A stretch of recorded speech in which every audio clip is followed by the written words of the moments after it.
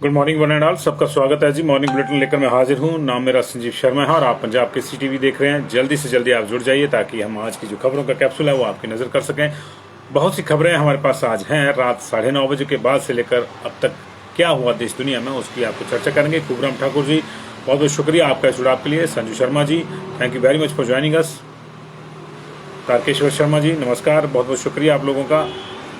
अनिल सोनी जी नमस्ते। इस जुड़ाव के लिए हम लोग आपके धन्यवादी हैं। राजेश चंदेल जी आपका भी शुक्रिया और काइंडली इसको शेयर भी कर दीजिएगा ताकि जो लोग आपसे जुड़े हैं और हमको नहीं देख पा रहे हैं उन तक भी ये खबरें आपके माध्यम से पहुंच जाएं। इस वक्त की बड़ी खबरों की अगर बात करें, बंदरा राणा जी स्वागत है आपका। बड़ी खबरों की अगर बात करें तो हिमाचल प्रदेश में स्वर्ण समाज के मोर्चा जो गठित हुआ है उसके नेता रुमित सिंह को नाहन में गिरफ्तार किया गया। क्या पूरा मामला, इसकी जानकारी देंगे। मरीजों को बड़ी राहत मिली है हिमाचल प्रदेश में। आज से सभी अस्पतालों में सामान्य ऑपरेशन बहाल कर दिए गए हैं। ये पूरी खबर इस पे भी हम तबसरा देंगे। और आज से ठेकेदारों की हड़ताल है। हालांकि पिछले कल उन्होंने बर्फबारी से बंद मार्ग खोलने के लिए अपनी मशीनरी देने पर जो है सहमति जता दी थी, लेकिन उनकी हड़ताल आज से यथावत है। और जो दूसरे विकासात्मक कार्य जो कर रहे हैं, हालांकि इसको विकासात्मक कार्यों की रैपर में लपेट कर जो है पेश किया जा रहा है इस हड़ताल को, लेकिन आज से ठेकेदार अपना काम बंद करेंगे। वास्तविकता ये है और सरकार के ही खिलाफ उनकी जो है ताल ठोकना उन्होंने शुरू कर दी है। 5वें दिन भी 400 से ज्यादा सड़कें अभी बंद हैं और 150 से ज्यादा जो ट्रांसफार्मर है वो अभी भी ठप है। कुछ पेयजल योजनाएं भी ठप हैं और अगले 2 दिन के बाद यानी कल रात से फिर से मौसम करवट लेगा। ऐसे में क्या लोगों की मुसीबतें हल हो पाएंगी या नहीं हो पाएंगी, इसको लेकर भी एक बड़ा सवाल लगा हुआ है। 5 महीने के बाद पहली बार 24 घंटे के भीतर देश में 1 लाख से कम कोविड मरीज आए हैं और इसका मतलब यह है कि तीसरी लहर अब पूरी तरह से ढलान पे है और धीरे धीरे कुंद पड़ रही है। तमाम इन खबरों की चर्चा करेंगे। इसके साथ आपको ये बताएंगे कि कनाडा में क्यों हिंदू देवी देवताओं के धर्मस्थलों पर, हिंदुओं के धर्मस्थलों पर, हिंदू देवताओं के मंदिर पर निशाना बनाकर चोरियां और तोड़फोड़ की जा रही है और इससे वहां क्या माहौल है। सबसे पहले इसी खबर को लेंगे। पिछले कुछ दिनों से कनाडा में हिंदुओं के मंदिरों को निशाना बनाकर उनमें तोड़फोड़ और लूटपाट की घटनाओं को अंजाम दिया जा रहा है। ऐसा लगता है कि कोई संगठित गिरोह इसके पीछे है, क्योंकि जो CCTV की फुटेज है वो बताती हैं कि कुछ लोग एक जैसे बैकपैक और मुंह पर नकाब लेकर आते हैं और वो 2:30 से 3 बजे के बीच में इस वारदात को अंजाम देते हैं। मंदिरों के गल्ले और दान पात्रों को तोड़कर उनसे पैसे उड़ाए जाते हैं और मूर्तियों में भी तोड़फोड़ की जा रही है।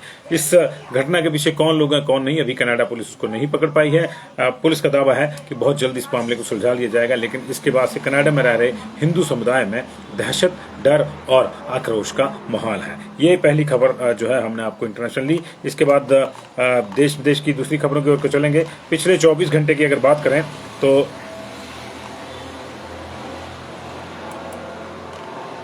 देश में जो है करीब 1 महीने बाद 1 लाख से नीचे कोविड केसेस जो है वो आए हैं। ये पहली बार है 1 महीने के बाद कि नए आने वाले जो केसेस 24 घंटे के बीते वो 1 लाख से नीचे हुए हैं। रविवार को 83,876 नए मामले सामने आए और इस दौरान 1,99,000 लगभग 2 लाख मरीज जो है वो ठीक हुए हैं।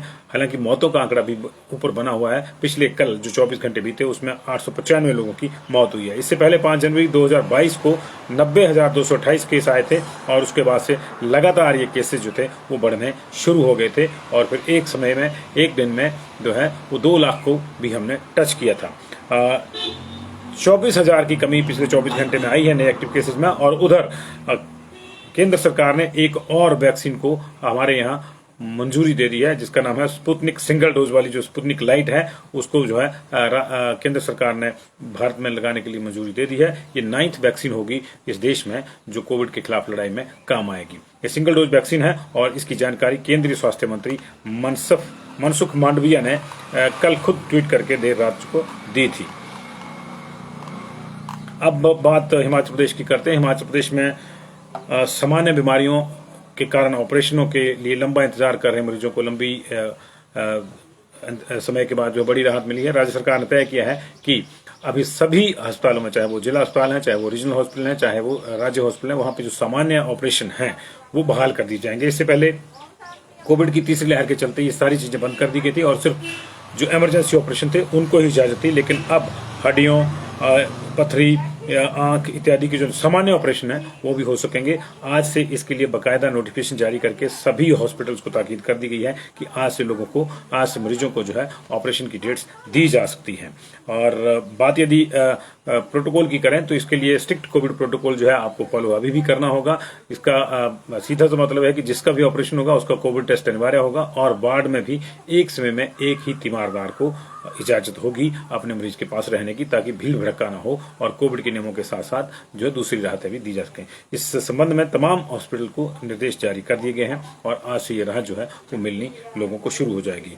उधर बात करते हैं ठेकेदारों की हड़ताल की। हिमाचल प्रदेश में सरकारी ठेकेदारों ने अब सरकार के खिलाफ ताल ठोकनी शुरू कर दिया। आज आधिकारिक रूप से उन्होंने अपना काम छोड़ दिया है। जिन जिन कामों पे वो लगे हुए हैं उन कामों को उन्होंने बंद कर दिया है, और उन्होंने ये भी ऐलान किया है कि नए टेंडर्स जो सरकार के निकलेंगे उनमें कोई भी ठेकेदार हिस्सा नहीं लेगा।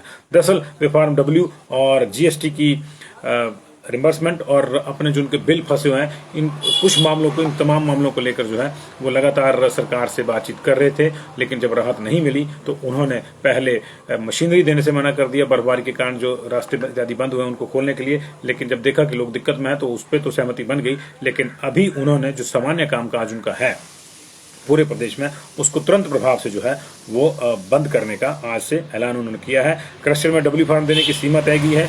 ऐसे में ठेकेदारों को ये फार्म नहीं मिल रहे हैं और इससे जो है उनको परेशानी हो रही है। लोक निर्माण विभाग व अन्य विभागों के पास उनकी करोड़ों की राशि फंसी हुई है, ऐसा उनका कहना है। और जीएसटी की भी जो है उनकी रिम्बर्समेंट जो है वो नहीं हो रही है। इन तमाम मामलों को लेकर वो सरकार से नाराज हैं और अब वो चाहते हैं कि अगर ये मामले हल नहीं हुए तो फिर आगे का काम वो नहीं करेंगे और इन मामलों को समय से हल किया जाना चाहिए।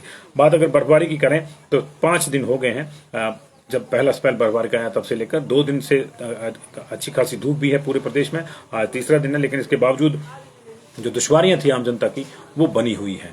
अभी भी जो है 423 सड़कें बंद हैं और 105 बिजली के ट्रांसफार्मर अभी भी ठप हैं। और इसके बावजूद हालात ये हैं कि राजधानी शिमला से ऊपर कुफरी की ओर जाने के लिए पर्यटकों के जो वाहन हैं उन पे एक राइडर लगा दिया गया है कि वो 10 बजे से पहले कुफरी की ओर नहीं जा पाएंगे। हालांकि रामपुर के लिए जो यातायात है बाया कुफरी नारकंडा ठ्योक उसको बहाल कर दिया गया है। सड़कें जो है जो बस रूट है वो बहाल कर दिए गए हैं, लेकिन पर्यटकों के लिए ये राइडर लगा दिया गया है कि वे इनफैक्ट वो ढली से ऊपर भी जो है वो 10 बजे से पहले नहीं जा पाएंगे।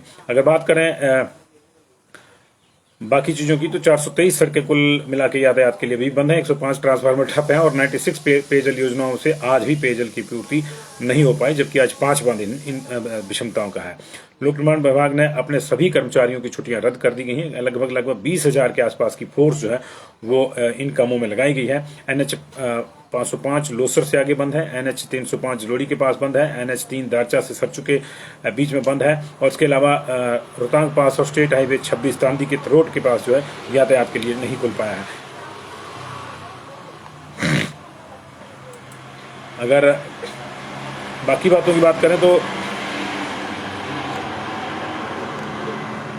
जैसे कि मैंने आपको बताया कि सबकी छुट्टियां रद्द करके जो है 18,000 कर्मचारियों को फील्ड में लगाया गया। 700 मशीनें जिसमें डोजर जेसीबी सब शामिल हैं इनको लगाया गया है, और 400 निजी ठेकेदारों को हायर किया गया। ठेकेदारों की हड़ताल का असर है कि अब 400 निजी ठेकेदारों को हायर किया गया है इस काम के लिए। पूरी कोशिश से सरकार कर रही है, लेकिन कोशिशें कम पड़ रही हैं। और इसी बीच मौसम विभाग ने एक चेतावनी दी है कि मंगलवार शाम से यानी कल शाम से एक बार फिर से पश्चिमी विक्षोभ का असर शुरू हो सकता है, जो बुधवार वीरवार को जो है अपने चरम पे होगा। और अगले बुध वीर और शुक्रवार को जो है हमें फिर से बर्फबारी और बारिश का दौर जो है वो देखने को मिल सकता है।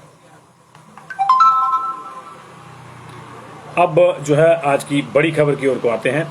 बड़ी खबर यह है कि देर रात स्वर्ण समाज के नेता रोमित सिंह को नाहन में गिरफ्तार कर लिया गया। पिछले कुछ दिनों से वो नाहन सिरमौर में हैं, और जो रेणुका वाले इलाके में केस हुआ है उसको लेकर उन्होंने कुछ बयानबाजी करी थी। माना जा रहा है कि उस बयानबाजी से नाराज जो दूसरे समाज के लोग थे, अनुसूचित जाति और जनजाति समाज के लोग थे, उन्होंने उनकी शिकायत करी थी, जिसके ऊपर जो है ये कार्रवाई हुई है। हालांकि क्या असली मामला है इसको लेकर पुलिस ने कोई बयान अभी मीडिया में जारी नहीं किया है। आधिकारिक पुष्टि जो है इसकी इतनी जरूर हुई है कि उनको गिरफ्तार किया गया, लेकिन क्यों गिरफ्तार किया गया ये पूरी बात नहीं बताई जा रही है। इसके बाद से स्वर्ण समाज के लोगों में रोष है और एक कॉल दी गई है आनंद फानंद में सबको नाहन पहुंचने की, और कुछ लोग वहां नाहन पहुंचने शुरू हो गए हैं। हालांकि अभी जो लोग पहुंच रहे हैं वो अभी सिरमौर और आसपास के ही लोग हैं, लेकिन माना जा रहा है कि अगर उनकी गिरफ्तारी पे पेंच फंसता है और ये मामला बढ़ता है तो फिर ये प्रदेश व्यापी आंदोलन की ओर को भी जा सकता है। ये बड़ी खबर इस वक्त की है। देर रात उनको गिरफ्तार किया गया, उनकी पत्नी ने इसकी सूचना सोशल मीडिया पर आके दी थी। उसके बाद से उनके साथी और उनके जो समर्थक है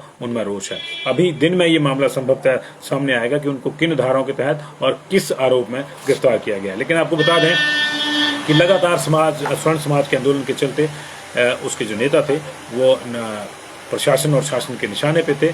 10 दिसंबर को जब विधानसभा में धर्मशाला में जो विधानसभा का सेशन चल रहा था वहां जो आंदोलन हुआ था उसके बाद भी लगातार ये चर्चाएं आ रही थी। उनको आज गिरफ्तार किया जा सकता है, उनको कल गिरफ्तार किया जा सकता है। हालांकि सरकार ने उनकी मांगों को मौके पर मानते हुए स्वर्ण आयोग के गठन की जो है वो सामान्य वर्ग आयोग के नाम से एक तरह से सहमति दे दी थी, उसकी अधिसूचना जारी हो गई थी। लेकिन उसके बाद से कुछ नहीं हुआ। उसके बाद से स्वर्ण समाज के इन नेताओं ने एक धन्यवाद यात्रा भी निकाली थी।